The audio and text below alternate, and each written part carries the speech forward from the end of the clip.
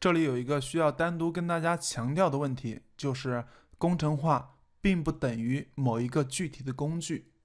那为什么这样说呢？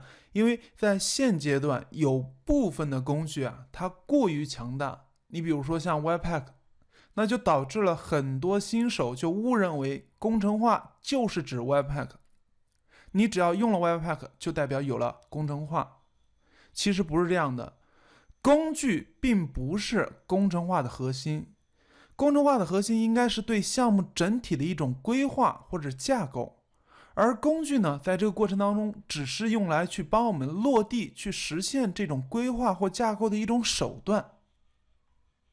那我们以一个非常普通的项目为例，我们落实工程化的第一件事呢，应该是像我图中所给出来的这样，我们去规划一个项目整体的工作流架构。那这其中包括我们要去规划文件的组织结构，我们源代码的开发范式。那开发范式指的就是我们使用什么样的语法、什么样的规范、什么样的标准去编写我们的代码。那再一个就是我们要通过什么样的方式去做前后端的分离，我们是基于阿贾克斯去做分离，还是基于中间层去做分离？那这些呢，都是我们在一开始的时候先明确的一个规划。那有了这些整体的规划过后，我们再具体去考虑，我们应该选择搭配哪些工具，做哪些具体的配置选项，来去实现我们工程化整体的一个规划。这才是一个工程化应该有的过程。那你也可以从一些成熟的集成式的工程化方案当中找到一些思路。你比如像 Create React App、Vue CLI、Angular CLI， 还有像 Gatsby CLI 这样的工具。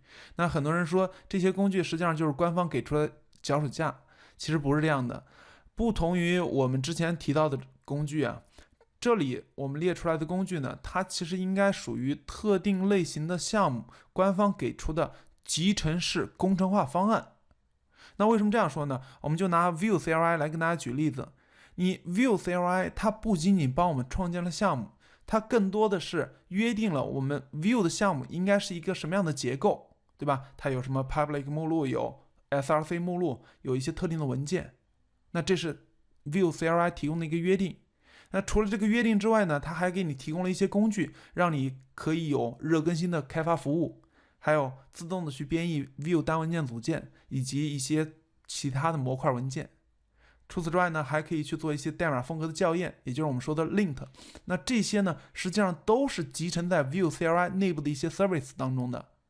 那我们再回来去看 Vue CLI， 我们就会发现它主要做的并不是帮我们创建项目，更多的还是后面那一系列的东西。而那一系列的东西实际上就是我们刚刚所说工程化里面最主要的几个维度。所以说像这些工具呢，我们可以把它称之为工程化的集成。那了解了这个过后呢，你再来去反观工程化是不是等于一个工具，你就应该很清晰了。